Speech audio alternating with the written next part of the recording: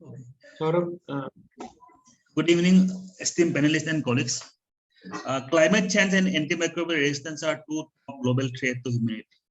Recent studies reported millions of deaths related to AMR. To improve awareness and understanding of AMR and encourage best practice among the public, World Antimicrobial Awareness Week is celebrated every year from 18 to 24 November. On this occasion, Indian Society of Critical Care Medicine has organized this webinar to discuss various aspects of AMR. We have very distinguished panelists tonight. We have Dr. Guleria sir, Randeep Guleria sir. He does not need any introduction. He has served AIMS Delhi for last 30 years in various capacities. He has been awarded the prestigious Dr. B.C. Roy National Award in the year 2014. We know he led the India's fight against COVID-19. He authored more than 268 research papers, 36 books, and he was editor in various journals like Lung India, JAMA, etc. He also authored a bestseller called We Win, and we are really privileged to have you, sir, as the panelist. We have Dr. Rajesh Mishra. He's an academician and inspiring leader in the field of critical care medicine. We all know he is our president and also chancellor of ISCCM. He also national representative of ISCCM. Dr. Rajesh Chawla is also a well-known name in the field of critical care and pulmonary medicine. He is the author of many research papers and a popular book titled ICU Protocol book. He is currently heading Department of Critical Care and Pulmonary Medicine in Apollo, Delhi. We have Dr. Sumit Ray. He is now medical superintendent and HOD of critical care in the Holy Family Hospital. I had opportunity to work with him. Apart from being renowned intensivist, I would like to describe him as a critical thinker and a great advocate of medical ethics and humanity. We have Dr. Abdul Ghaffur. He is an infectious disease specialist from Apollo, Chennai. This medical journal described him as adventurous, emotional, and outspoken. He is a crusader against AMR in India. He is a primary author and coordinator of Chennai Declaration. He is also committee member of National Antibiotic Policy of the Indian Ministry of Health, and he is advisor and jury member of Longitudinal Prize. We have Dr. Taslim Marif Said. He is the CEO and director of CCAM. Dr. Said is an adjunct faculty and IIT Madras and also Amrita Institute School of Biotechnology. He also heads the Discovery to Innovation Accelerator program at CCAM. He is actively involved in promoting innovation in life science healthcare by supporting transnational of discoveries, application, entrepreneurship, and technology development. We have to moderate this session. We have Dr. Ashit Hegde, who is consultant physician and HOD of critical care in PD Hinduja Hospital, Mumbai. He is a well-known teacher and research in critical care. And I am Dr. Saurabh Kumar Das. I am working as a senior consultant in Antimicrobial Hospital, Haryana. I would like to call upon Dr. Hegde sir to start the session. Thank you, Sandeep. So, I mean, we all know that, when Alexander Fleming accepted the Nobel Prize, he, with remarkable foresight, predicted that, the emergence of antibiotic resistance. And inevitably, whenever an antibiotic has been introduced, sooner or later, resistance to that antibiotic develops.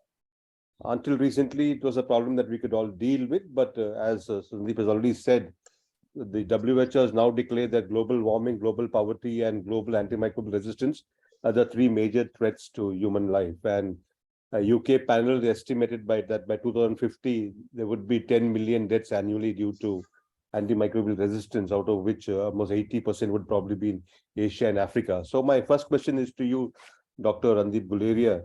Why is this being this recent? Antibiotic resistance, as we know, has been there for several years, but why this recent surge in antimicrobial resistance, and what are the sort of reasons why this has increased? What are the drivers of antimicrobial resistance? So as you rightly said, Dr. Hegde, antimicrobial resistance is something that was predicted a long time back by Dr. Alexander Fleming. And he understood that to some extent, this is a natural phenomena where we look at and microbes becoming resistant or evolving over time to become resistant. You have some which are persisters, there are clonal changes in them, and they go on to develop resistance.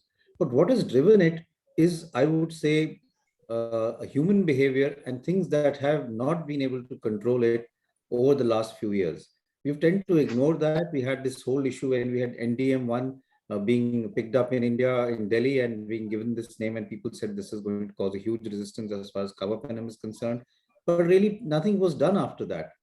So if we start looking at what is happening, it's the design to really control antimicrobial resistance in terms of antibiotic stewardship, in terms of developing programs, both at a smaller hospital level and at a tertiary hospital level, are sometimes lacking. And the commitment is not there. There's also a lot of industry pressure at times to start using high-end antibiotics when they are not required, and that also drives this. Then obviously there is use of antibiotics in agriculture, in poultry, which is also unregulated in most parts of the world. And that also leads to resistance entering, bugs coming into the food chain, which are resistant to these antibiotics. And that also sort of causes all this problem. So I think we have never addressed this problem as aggressively as we should, despite the fact that WHO has called this a major issue and almost of a pandemic proportion in terms of antimicrobial resistance. So it's a complex, diverse, cross-sectional challenge that we have. And sometimes it becomes very, very difficult to be able to get that to be done, because everyone has to understand his responsibility and not prescribe the topmost antibiotics when you have a simple infection which doesn't need antibiotics. And often, and we saw this in COVID also, viral infection, you had huge use of antibiotics. I think azithromycin was a drug which was used so extensively for viral pneumonia or viral infection, which we didn't need these antibiotics. And then there were so many other antibiotics which were used. So unless there is a responsibility which physicians understand, a responsibility which policymakers understand, and responsibility which is percolated down to the ground level, I don't think we will be able to address this issue as aggressively as we should. And because of all of this, there's a huge surge in antimicrobial resistance. We are coming to an era where we will have no antibiotics left as far as treating hospital-acquired infections or bugs which we see in our ICU is concerned. So I think it's time for us to really think of a strategy which is doable and which is sort of cross-sectorial. Thanks, Dr. Would anybody else like to make a few quick points, or otherwise, Sandeep, would you like to? Yes, I want to show a diagram here. Here, I got it from a recent publication in the Lancet. They showed high incidence of MR in African and South Asian country, and also there is increased MR-related death in African and South Asian and India country, including India.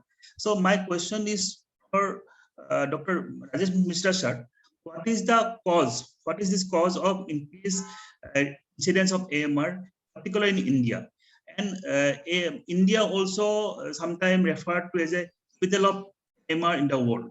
What is the cause, sir?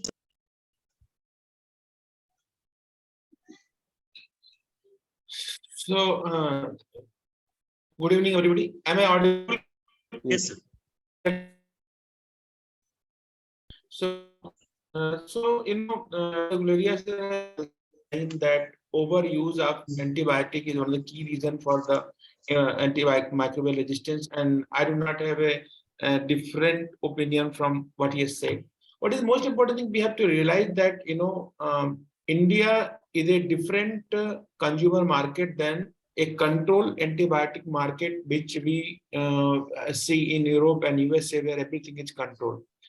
India is consumer-driven market. Here, company, everybody, they push the antibiotic. Anybody can buy antibiotic over the counter. Anybody can write antibiotic, and anybody can buy it. So nothing is controlled. So free availability of antibiotic, a perception that for every fever, everything antibiotic is the treatment. Overuse of antibiotic in the animal for animals, and most important thing, the most important thing that public is not aware that they are eating antibiotic and they are harming themselves. So somewhere down the line, probably I will say that we tried to follow a antibiotic stewardship which was not made for us. It was made for the country which has a different set of population, different type of regulation, and different set of market. Our market is different. So somewhere down the line, if we have come to the problem because we have overused, exhausted, now all the microbe which we have has been almost got resistant to whatever a common available antibiotic, and then is causing cross resistance to other available same antimicrobials in the same category. So it's not one factor which I can pinpoint, but if I have to say, but somewhere down the line, policymakers were not that alert. Now there is a restriction to buy alprazolam from market. You cannot buy any sedative from market. You cannot, and most important thing, any doctor can write antibiotic without confirming. Nobody, if you have a chest pain, you go to a doctor, he will do ECG and do some basic treatment.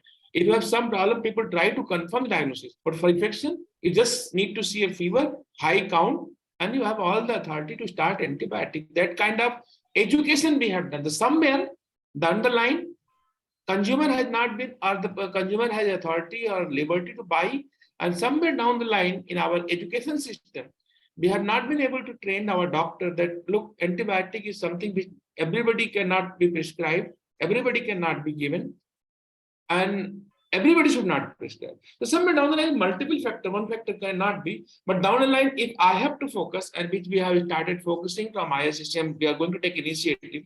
Probably one of the biggest things which if we want to change, we need to have an enforced regulation that nobody can buy antibiotic without certain qualification writing.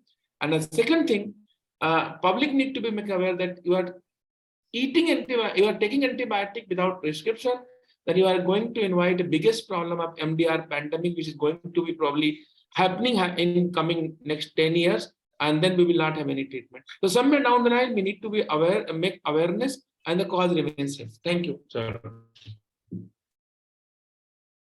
Thank you, Rajesh. Now to another Rajesh. Both Dr. Guleria and Dr. Rajesh have alluded to the effect of environmental factors other than just overuse of antibiotics in the contribution to antimicrobial resistance. So I'd like Dr. Rajesh Chawla to expand a bit on this about the environmental effects. And also another question.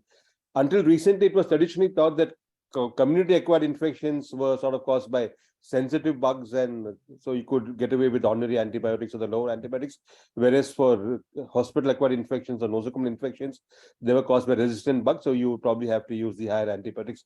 Do you think in this day that this distinction is still valid, or it's still, we need to change it, that there's no longer distinction between community-acquired infections and nosocomial infections? So two questions: one, how environmental factors drive resistance, and two, this distinction between community and nosocomial infections. So over to you, Dr. Rajesh. Thank you, Ashit. One of the most important factor that the environment can also contribute, Dr. Guleria and Dr. Mishra both had said, one of the major factors is the overuse of antibiotics in the agriculture sector. One of the studies, they showed that E. coli was 31% colistin resistance. So their misuse, which is now being restricted, has really contributed to the rise of antibiotic resistance in our country quite a bit. And they contaminate the food, the water, and that also can contribute to the rise of antibiotic resistance. One of the other thing is, the misuse of antibiotic in the general practice and the patients where we use a lot of antibiotics in the hospital, and they're harboring now the resistant bugs. And when they go into the community, they also contaminate at various places, water and all these. So altogether, they will contribute to the rise of antibiotic resistance in the food and drinks and other things. The other question which you said, the distinction between the community and the hospital acquired, it was there that we knew that, as you remember, we used to say the early onset hospital acquired and late onset hospital acquired. The early onset hospital acquired used to be by the bugs which are prevalent in the community and they would be sensitive. And the late acquired would be from the hospital. Now this line is recently narrowed, and now we are finding more and more resistance in the community. As you know, the community acquired MRSA has risen in the community, and particularly, a patient who had history of hospitalization or has consumed antibiotics. So the chances of all those risk factors which we all aware of, the chances of resistance bug is high, even the community acquired. But I still feel the majority of patients still who come with the community acquired infection are still sensitive. Of course, this distinction is narrowing down. Still, if I get a community-acquired pneumonia, I would still like to use the ceftriaxone and the antibiotics like that, because I know still they would be sensitive. But I think as the time is passing, the probably this distinction between the community-acquired and the hospital-acquired is narrowing down, and probably we would be calling as a pneumonia rather than a community-acquired and a hospital-acquired pneumonia. Of course, this is a great problem. And I think as a clinician, we all are quite responsible for this rise of antibiotic resistance. And the fear factor, what I realize, one of the major thing is the fear factor, whether it is a general physician or a clinician or an intensivist. He feels that if I don't give antibiotic, my patient will not survive. This conception, even for a simple viral infection in the community, he will prescribe antibiotics. A person come in the hospital, the doctor in a community-acquired infections will start with the carbapenems and the glycopeptides right at the outset. The fear factor that probably it is more sicker and I should start. And then similarly in the ICU, the doctor wants to give and wants to cover everything. And in that process, he also adds on to the antibiotic resistance. So I think this is a process which is going on. And as Dr. Rajesh has said, unless there are certain steps taken, we all talk about in these meetings, webinars, lectures, but actually at the government level, probably Dr. Guleria has still influence in the government, and he could the direction has to come from there. Like many hospitals have started curtailing the use of antibiotics. They have restricted use of antibiotics. They have the de-escalation, but majority, as Dr. Mishra and Dr. Guleria has said, it is still, there is an over rampant use of antibiotic, which is contributing to all this. Thank you, Ashit. Thank you, Rajesh. So still reassuring, as for now, probably barring patients have been exposed to antibiotics, maybe most people in the community still manage to still have sensitive. So I think there's still some scope for antibiotic stewardship there. So I think now over to Saurabh for your next question. Sir. So I think Sumit has raised his hand. You want to say, Sumit, something?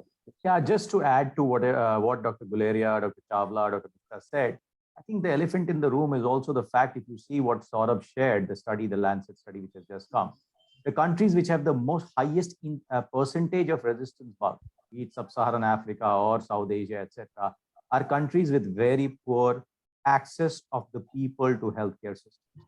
When you have poor access to healthcare, then the potential to self-medicate or go to the chemist shop and get an antibiotic, or the fly-by-night operators as physicians, or not so well-trained physicians being the only people they can access, right? The poor can access, because there isn't a good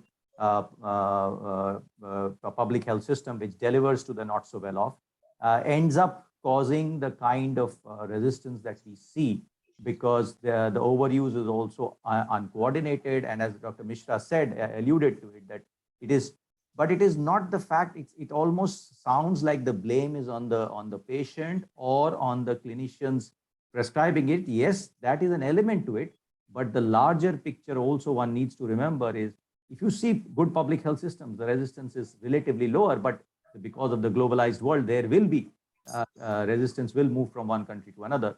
But this aspect is also an important aspect. And as Dr. Chawla said, that pressurizing governments to recognize this, which it is already doing now probably, and taking measures to not just, stopgap measures, stop these people from prescribing, stop those people from prescribing. More than that, having good healthcare delivery systems which are accessible to most of the population is, I think, the major factor. So that's why they say, sir, the problem is with the excess, not the excess. They say like this.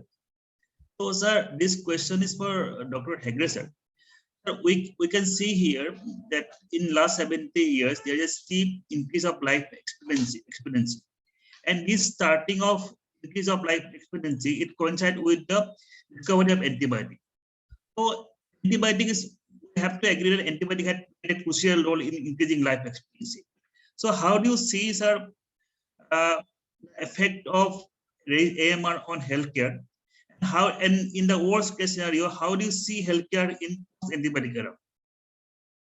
But I think, like you said, it is not just the antibiotics, but because of antibiotics, several of the major advances in medicine over the last few years have been possible because of advances in because of antibiotics. Your cancer treatment, transplant programs, joint replacement, all of these things have been possible because the risk of infection, which was little higher in these, were now dealt with. But with the the increase in antibiotics, most of the major advances in antibiotics are going to have a setback. It's actually threatening the entire all the major advances in healthcare, which are actually probably responsible for the increased longevity.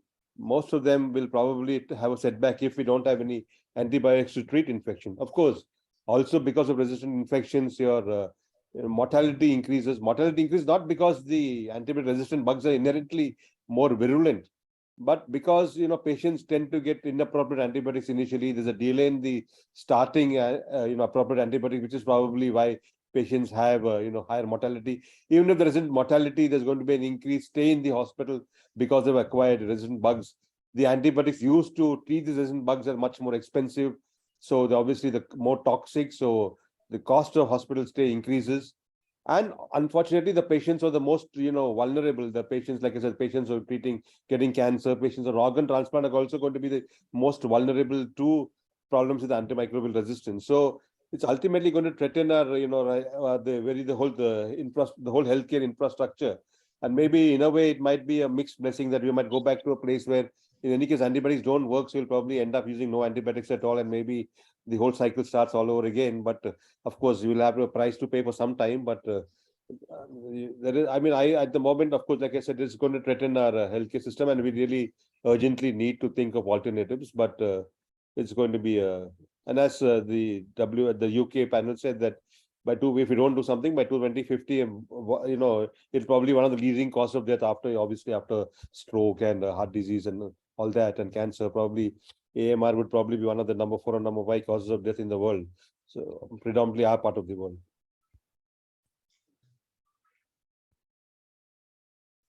Okay, the next question, I suppose it's Yes.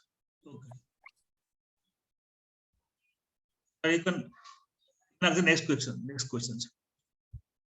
yeah, so it's for you. I mean, that was actually supposed to be for Dr. Rajesh Pandey. He didn't come, so I had to answer in a hurry. But so actually, the question is for you, Sumit. The question probably close to your heart because you are not just a physician; you are a sociologist, economist, several things rolled in one. So, I mean, like you said, the World Health Authority, the World Bank. I'm sorry, not the World Health. The World Bank has calculated that AMR can cost the global economy more than $3.5 trillion by the year 2030.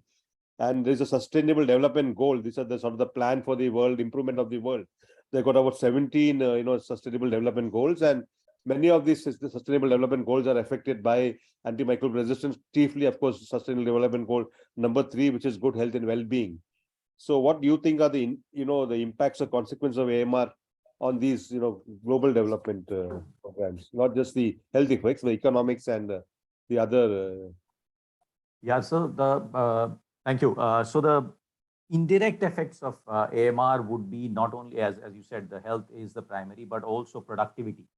And because of loss of productivity with labor days lost and the cost of extra, hospitalization days, etc., and the cost of antibiotics, the cost of AMR surveillance itself, all these add together. The World Bank calculates that the possibility that the global, GDP could reduce by, be affected by about almost $100 trillion, which sounds like a huge amount by 2050, which could also, as in everything, the effect would be more for lower middle income group countries like ours as compared to HICs, as one is what we are more vulnerable, not only for poorer countries because of more, AMR, but also the fact is that we are vulnerable economically also more.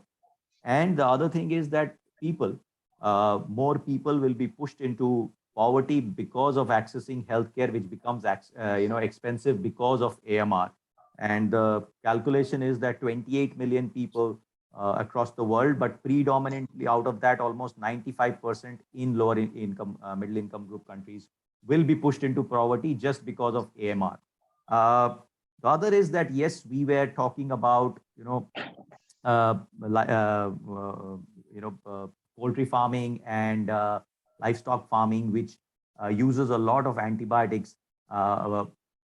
And that it's an interesting thing that if they reduce the use of antibiotics, their productivity will go down, and the meat production will go down by a significant percent. And the calculation is anywhere between 3 to 7%. And if the meat production goes down, the access to proteins will go down for people, and always, as usual, the poor will be affected more than the well-off, and that would add to the burden of socioeconomic burden of AMR to other aspects of society.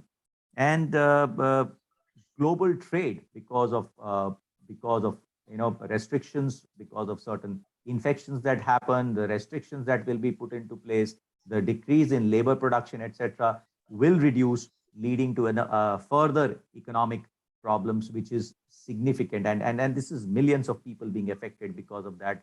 Trillions of dollars, not just billions, but trillions of dollars across the world being affected because of AMR. These are the non-direct effects of AMR on healthcare.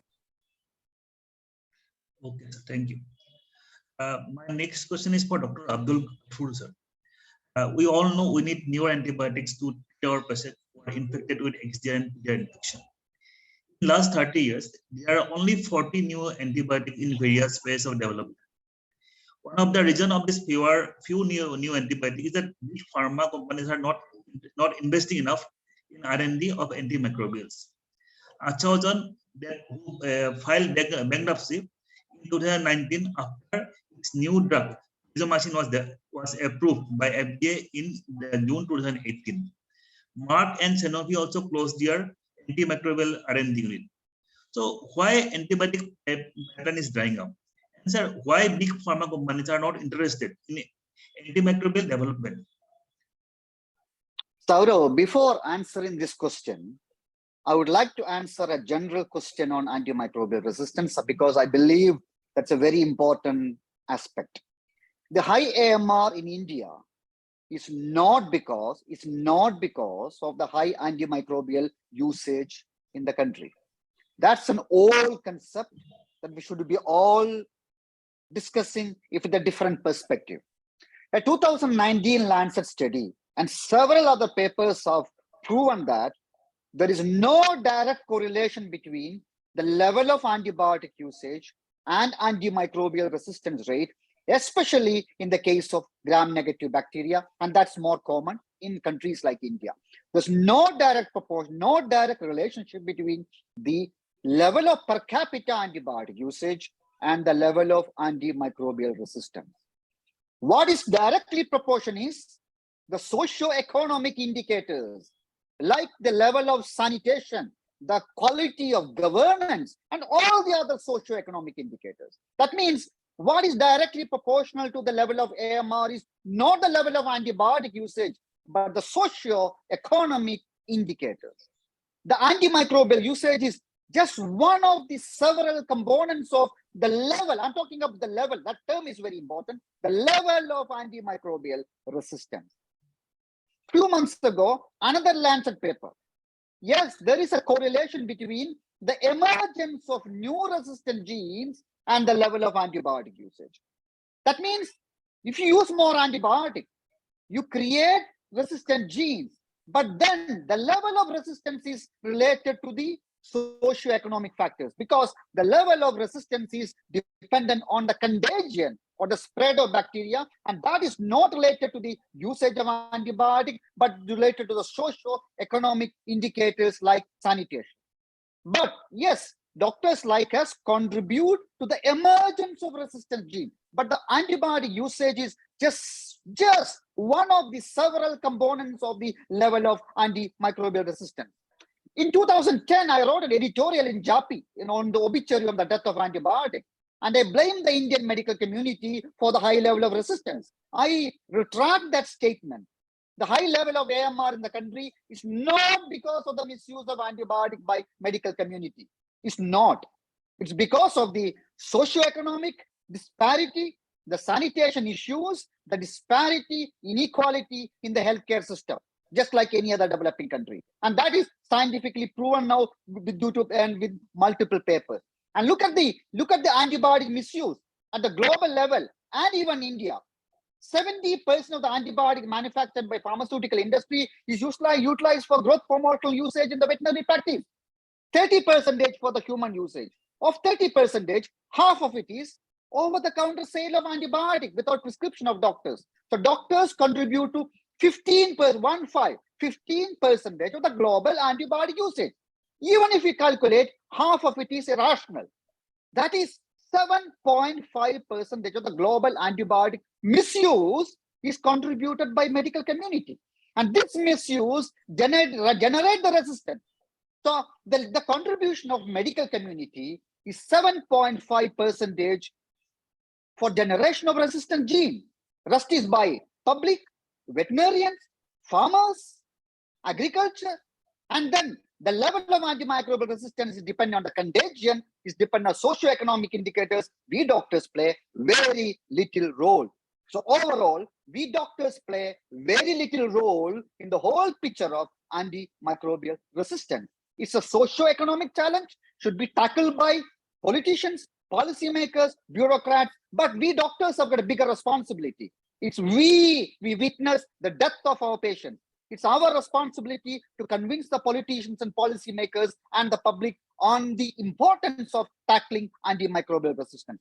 The bigger picture of antimicrobial resistance, especially in countries like India.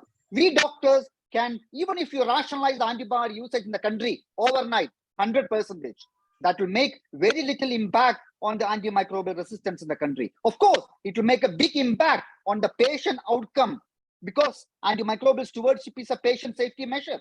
On individual patient level, yes, the morbidity will be lower, mortality will be lower, but it will make little impact on the AMR rate, especially on Enterobacteriaceae that's spreading in the community. It will make some impact on the non-fermenters like Pseudomonas, Acinetobacter, because these are hospital bugs, but little impact on the Enterobacteriaceae. Now, after that, yes, now your next question. Why pharmaceutical company is not investing? Because they consider it as not profitable. Most of the big pharmaceutical companies are not investing in antibiotics. Majority, a recent WHO report on the antibiotic in the pipeline, most of the companies working in antibiotic development field are micro and small pharmaceutical companies, startups. That means their employee, they have got less than 50 employees in their company. They are developing antibiotics, and the chance of going bankrupt is almost 80%.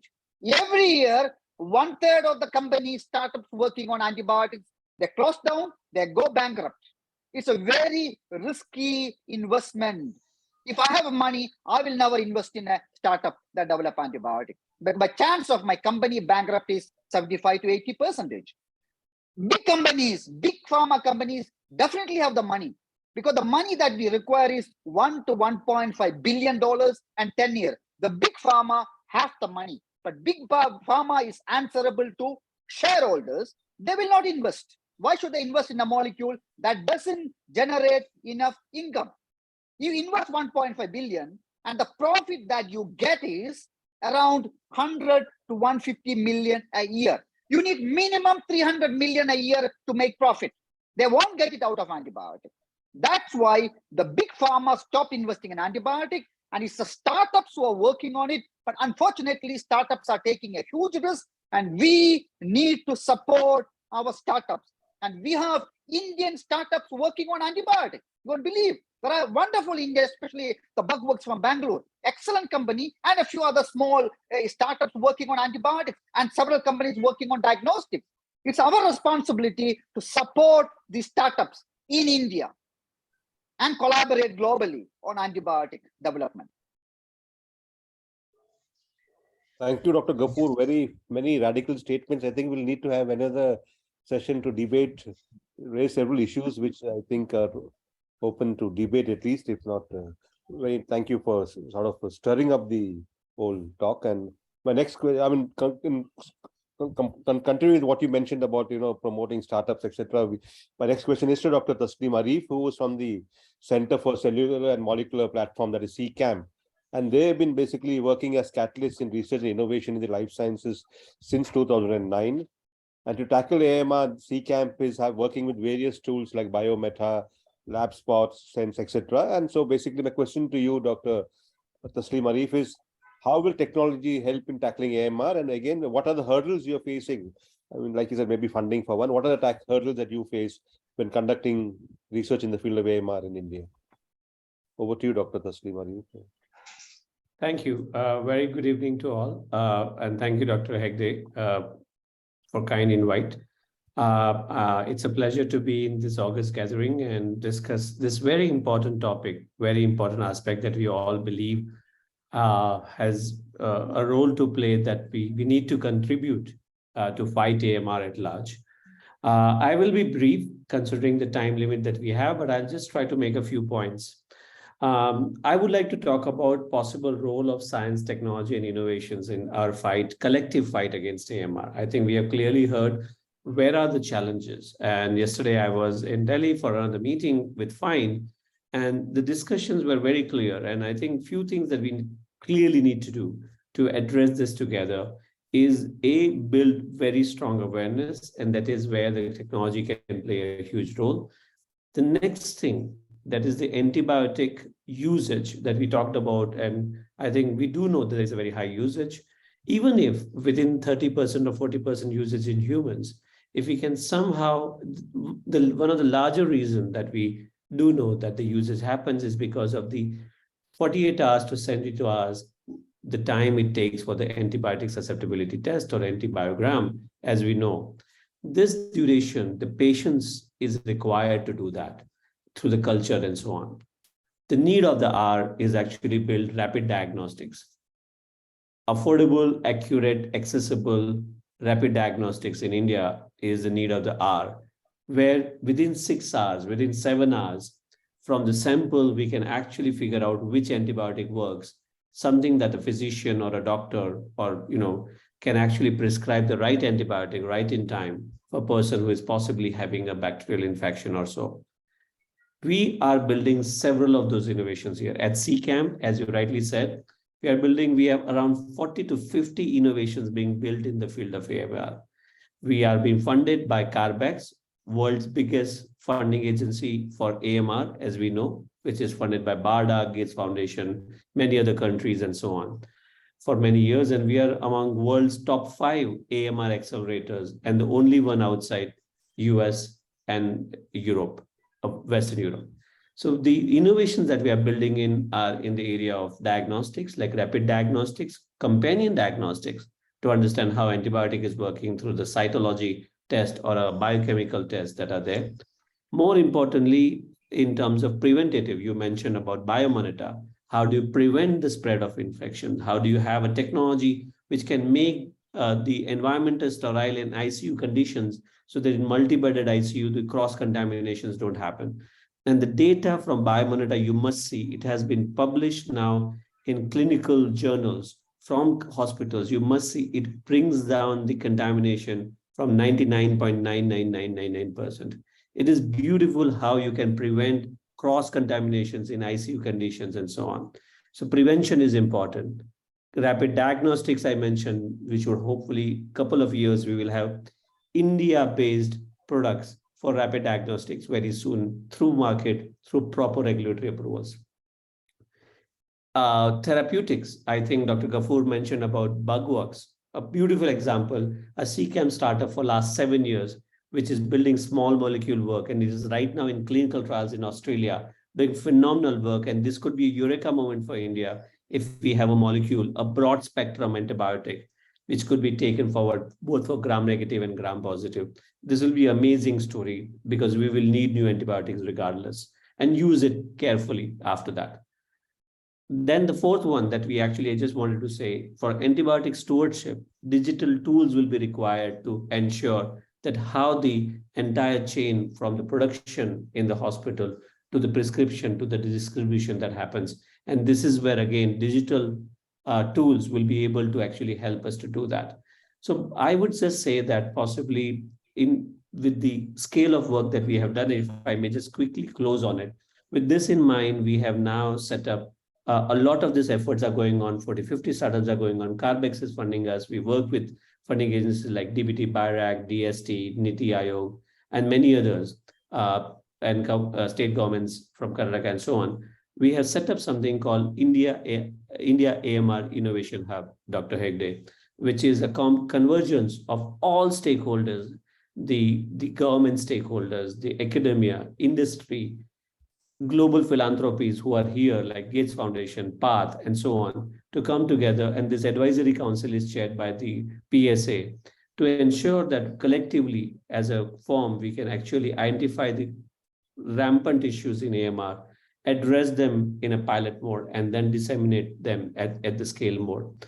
So I think this was I wanted to share with you and the friends on the line, that there is a lot of work going on from the innovation perspective to contribute to our fight against AMR. And we will love to collaborate with other stakeholders and do it together. Thank you. Thank you very much. I mean, very briefly, we don't have much time, but I was very impressed by what you said. Of course, all the things that you said were impressive, but especially about biometa. Can you very briefly tell us a little more about where do you get sort of information about biometa? Is it what exactly is it? What do you mean by? So biometa, honestly, they started 6-7 years ago with the exact demand, and COVID was not around the corner at that time.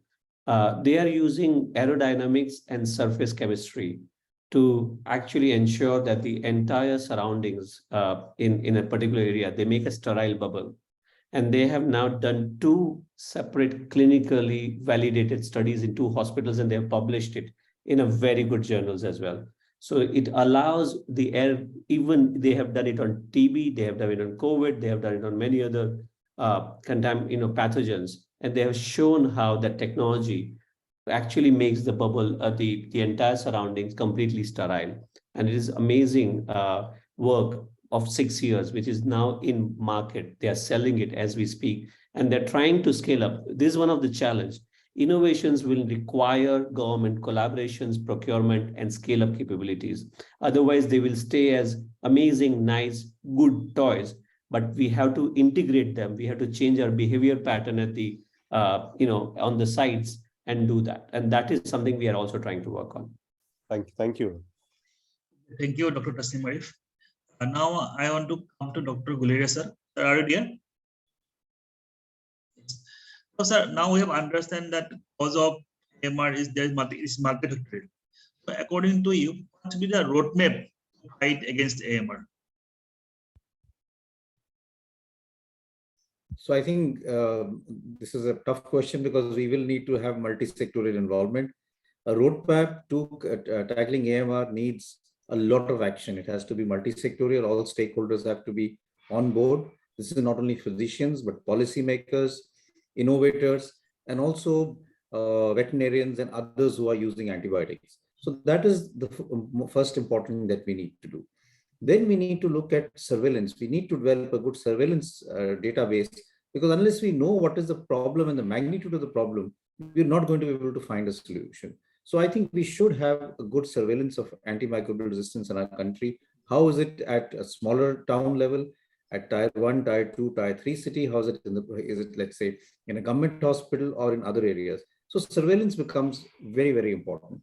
And as I mentioned, we need to have collaboration and work aggressively on preventive measures. So if we are able to work aggressively on hygiene, prevention, and infection control practices, we probably will not need to have inappropriate use of antibiotics if we are able to do that. And as was mentioned, we need to have good point of care tests really to give us an idea as far as antimicrobials sensitivity testing is concerned, and whether there is an infection or not, and whether it is bacterial, viral, or it is related to some other pathogen. So I think that innovation is also needed, because often people start giving antibiotics because they're not sure what is the type of infection they're dealing with. And if we have a good point of care test, which is validated and which everyone accepts, it may also help as far as decreasing antimicrobial resistance is concerned. So I think that should be part of the roadmap. We have to look at environmental factors. Technology has to come in a big way, both in terms of surveillance and also in terms of the point of care test, and also looking at other measures. So I think we need to really develop a multi-level strategic partnership where all leaders and stakeholders need to come on board. Some of it was already mentioned, but it has to be done. And there has to be buy-in by the government itself, because a lot of this has to have government involvement, both in terms of policymakers, in terms of regulation, and also in terms of trying to develop a strategy where a lot of preventive things can be put in place to prevent, so that antibiotics are not misused. Because unless we do that, we will just continue to have webinars, but we will not be able to move forward. And we haven't done that, I would say, over the last 10 years in terms of really tackling this problem in a very serious manner. Okay. Thank you, Dr. Guleria. The next question is for Dr. Rajesh Mishra. The ICU is supposed to be the epicenter of antimicrobial resistance, and I mean, Dr. Ghafoor sort of tends to think doctors are not responding, but I think intensivists are both victims and perpetrators of antimicrobial resistance to at least some extent. And so, Dr. Rajesh Mishra, what do you think is the role of the intensivists in this war against AMR, if any? Sir, so first thing here, I agree with Dr. Ghafoor that we contribute least to the emergence of AMR, because by the time patient come to us, they are already badly infected, and we are just fighting with life and death. So we have to try all out. But in the meantime, there is definitely a defined guidelines to use antibiotic. So one of the key, when the problem is big and vast, and there are multiple people involved, I take a leap out of Dr. Guleria version that we have to be very simplistic. So we have to adopt something which everybody can follow. So say, for example, if I have to produce a module, how I can control antimicrobial resistance in ICU, what every intensivist should do. At least we know that antibiotic is used for a very prolonged duration of time. So we have battery of investigation. We know that somebody is culture negative, immunity stable, not infective. At least cut down antibiotic, stop using antibiotic in those patients. It will improve your outcome, reduce costs, everything. But having said that, we really, because fear factor that we are using antibiotic, is it sepsis, non-sepsis, differentiation between infection and sepsis. So there are a lot of things which are subjective, it's not objectified. So if we talk about the management of sepsis, we have not done very great in diagnosis. We are not able to diagnose early. We do not have a definitive diagnostic test like any acute disease which is have a single organ. We are dealing with syndrome, which is a dynamic process. So we cannot, say that intensivists are somebody is at fault, because at the end of the day, everybody has intention to do better. And when things are subjective, everybody has own way to handle the things subjective and things are not very objective. Having said that, there are certain things which definitely we can do. We can cut down the cost. We can, before starting antibiotic, we must do the culture. We should send repeated surveillance culture. There are rapid diagnostic tests coming up. Those help should be taken to start appropriate antibiotic. That is the for I feel. Before I just finish, I just want to say, add to Dr. Ghafoor's statement what he said that overuse. If only the sanitation have been the issue, if only the, I'm not saying what he's saying is wrong. So it's not like that antimicrobial resistance, India has a problem. All the developed world has a big problem, except few. Big problem, Europe has big problem.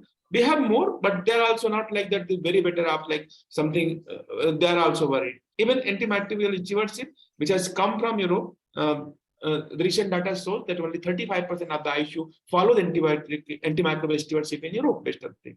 So somewhere down the line, whatever we have learned about sepsis, whatever we know about sepsis is probably not on right track.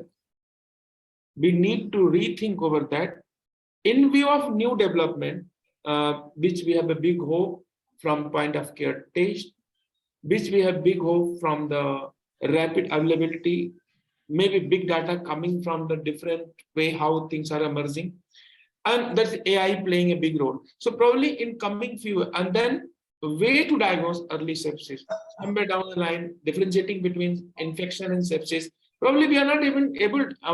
There was a big CMing once on sepsis just few weeks ago, and I asked, there were around 300 physicians over there, and asked, what is the difference between infection and sepsis?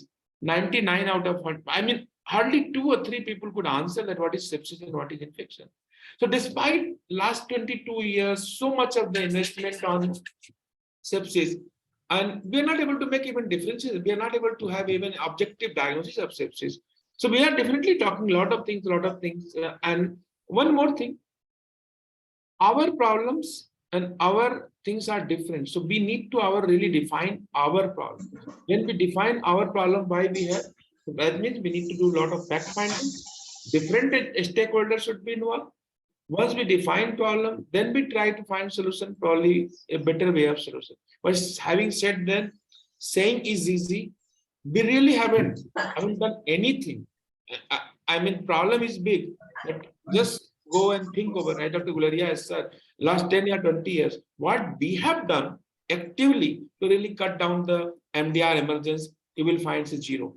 Zero efforts from all of us.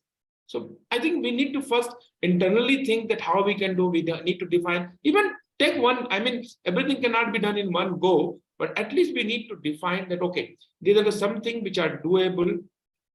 Let us start from this and then go ahead. So probably we can do better in that. That's what I have to say. Thank you, sir. Okay, thank you, sir. Then again, I want to come to Sumitra, sir. Its question is again on finance. As Dr. Taslim Arif already said, BARDA, CARBAX, Welcome, Melinda Foundation, they are funding projects all over the world. Restore Act was passed to fund R&D in USA. And also ICM are collaborated with Norway and Germany. Birak Birek, it's a government of India company, they started longitudinal price of $8 million. Although the result of this effort are yet to be visible on the ground. So, sir, how to promote R&D in antimicrobials, and what should be the sustainable financial model to incentivize antimicrobial development? Yes, sir. As Dr. Taslim Arif, they are doing incredible work in innovation. But I just want to add, before I go to the finance, is the fact is that innovation is one element. Unfortunately, in this country, even access to a good microbiology setup for most hospitals, most physicians, most nursing homes is not there, right? It's not the role of Dr. Taslim Arif to do that. They are doing incredible work, but accessing that hub and spoke model, suppose a microbiology lab which gives access to the hospitals around, nursing homes around, these are also important. This was the same discussion that we had with the government panel a few weeks back. So that is also important. Innovation is one part which is exceptionally important, as Dr. Taslim Arif said, and that is their role as innovators, but also getting access to healthcare, so access to a microbiology lab, even to get the right, I mean, most hospitals, most doctors in this country don't even know which bacteria they are treating. There is no data. I mean, there is data from a certain subset of hospitals in the country. So that is important. Then next, coming to the finance that you asked. So there are the problems that were raised about financing, the reasons for difficulty in financing that Dr. Abdul Ghafoor spoke about. So the methods are broadly push and pull. Push is that there has to be some major amount of research grants, funding from public sources, international collaboration to generate funds. It could be public funds by large philanthropic organizations. Then from governments, could be tax incentives, subsidies to pharmaceutical industry.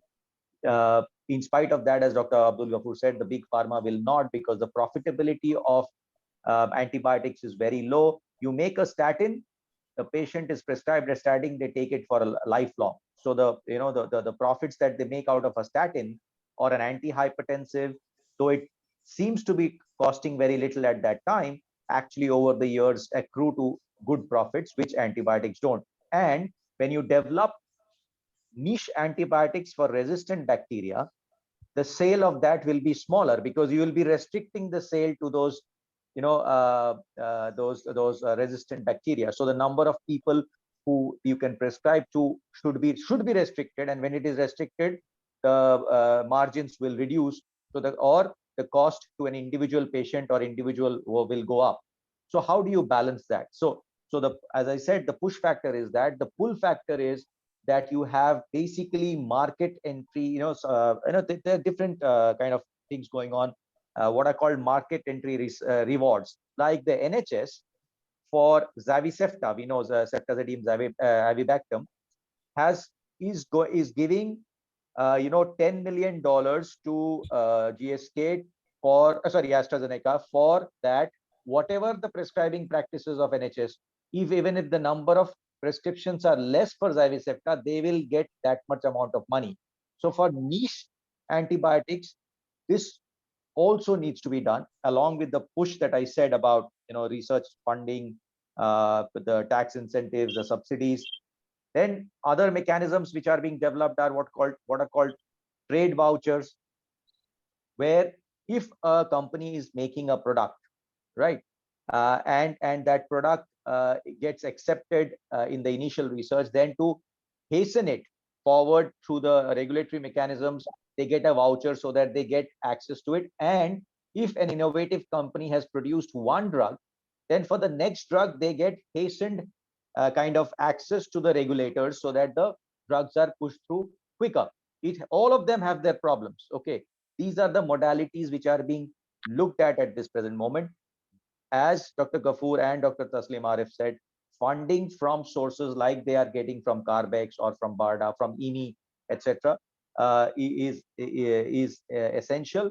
Unfortunately, the BARDA, I am a little worried because the US funding is always, this is a US funding which also is looking it through a more defense-oriented, which is always worrisome, because they are always looking at terrorism, which takes the focus away from what we are looking at. So there are many challenges, but it has to be that companies which produce these drugs, innovate these drugs, have to be funded by public money. When it is funded by public money, the price to the public as an individual has to be less. It cannot be, again, sustained by a for-profit individual out-of-pocket access to healthcare. So that is why what Dr. Abdul Ghafoor said about the socioeconomic relevance of this is that these cannot, you can, as intensivists, we can do that much in our space, but the larger picture we cannot change if we do not change the access to healthcare, access to nutrition, access to sanitation. You showed a graph that life expectancy went up with antibiotic usage, but that is also the time that the world, across the world, the welfare states came into being. Good nutrition, good healthcare, general healthcare access also happens at the same time, right? From FDR in the US to the NHS in UK and the whole of Europe, and for all their faults, the Soviet bloc, which gave good public health. So that is also the time these things happen. Nutrition increases even before that spike in age, the life expectancy. The previous spike in Europe was in the second half of the 19th century, which was related, as Dr. Ghafoor very rightly said, related to sanitation, changes in sanitation. So all these are interrelated. Yes, our role as intensivist is important, but very restricted. Again, access, our role as doctors who face the consequences of AMR is also to constantly emphasize in every fora, not just among ourselves, but every fora, be it the media, be it the government, that these are the steps which have to be done. I know lots of people are doing that, but I think that is where the emphasis should be. If you get an opportunity to talk to the media, it is important to emphasize that rather than taking the blame on ourselves constantly. Yes, we are to blame to a certain extent, but also to emphasize these factors, that if we do not change the larger ecosystem, this is not going to change. That's a long answer for a short question. Thanks. Sumit, A question now to Dr. Abdul Ghafoor. Basically, as everybody says, we are probably facing a post-antibiotic era. And so do you think this is the time has come now for alternatives to antibiotics? Do you think we should focus on research on alternatives to antibiotics? We need to look into alternatives because antibiotics, and we are facing a post-antibiotic era, and that's reality. We need to look into alternative molecules like bacteriophages.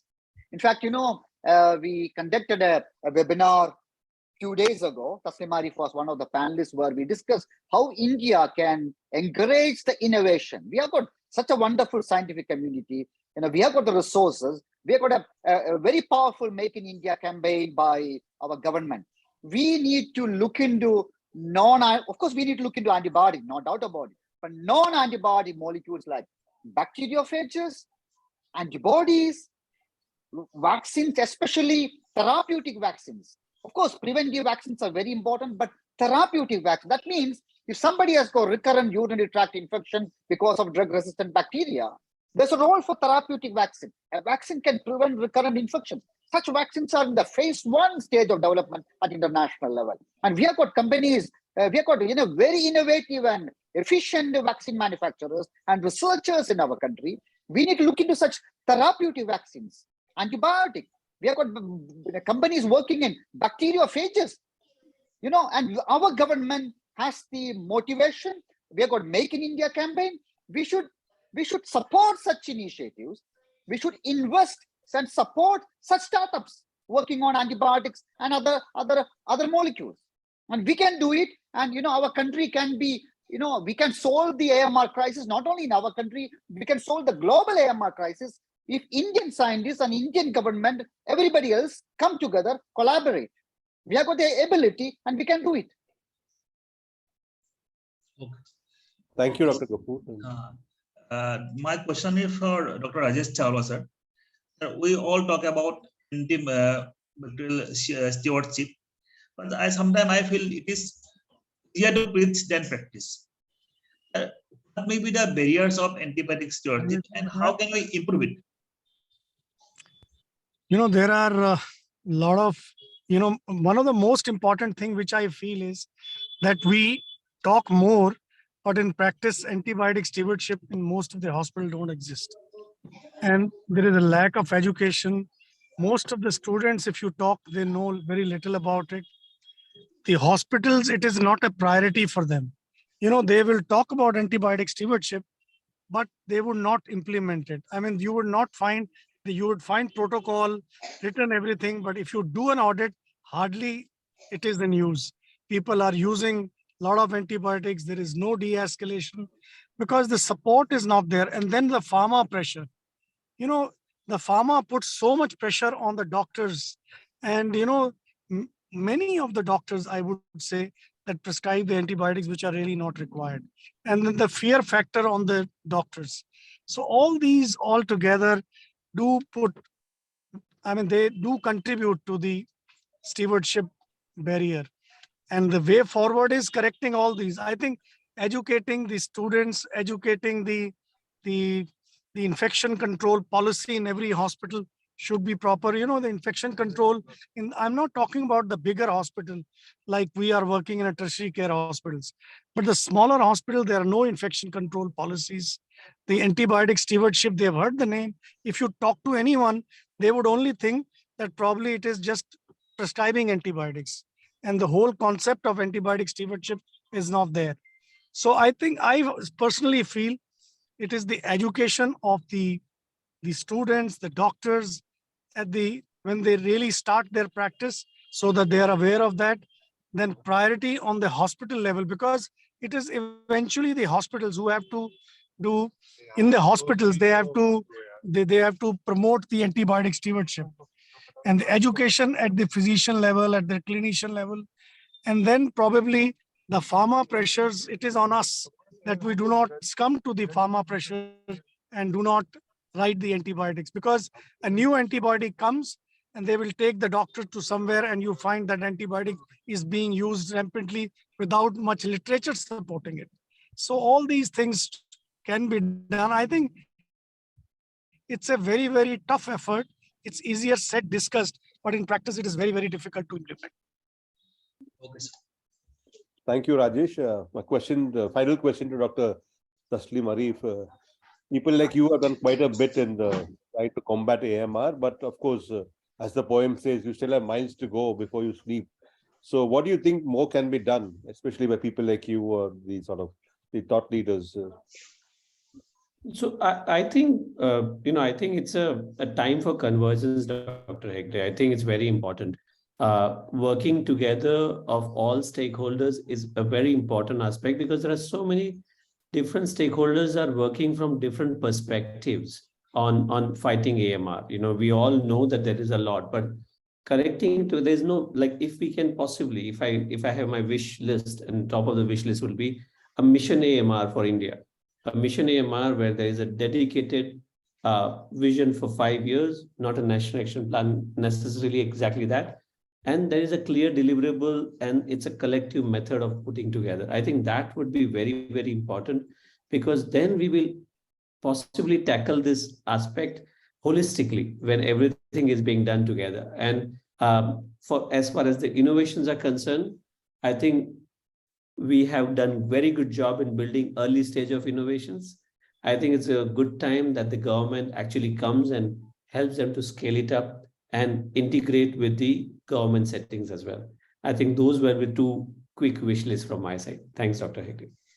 Thank you, Dr. Taslim Arif. Now we are at the end of the session. I mean, the session was really informative, and I hope the audience also found the same. The battle against AMR will be long and need to be fought in multiple fronts. I thank esteemed panelists and audience for participating in the session. I request Dr. Hegde sir for his closing remark. Not much. I mean, before I came into his presentation, I thought, as usual in India, what we are very good at, we trying to lock this table after the horse has bolted. I thought there really is not much hope. But after listening to some of the ideas expressed in this seminar, I think there still is some light at the end of the tunnel, provided, of course, those people in high places are listening to us. So I think we really need, as everybody said, we need to, the people at the top should be listening to us. A lot of sensible comments have been made, a lot of good opinions have been expressed, but the people at the top should be listening. I hope they are. Thank you. Thank you, everyone, for what has to mean to be at least a very enlightening discussion. Thank you. And if anybody else wishes to make a few final remarks, you're welcome before we close. In case nobody else is, then thank you, everyone, and good night. Thank you. Thank you. Thank you, Dr. Hegde. Thank you, Saurabh. Thank you, everyone. Thank you. Thank you.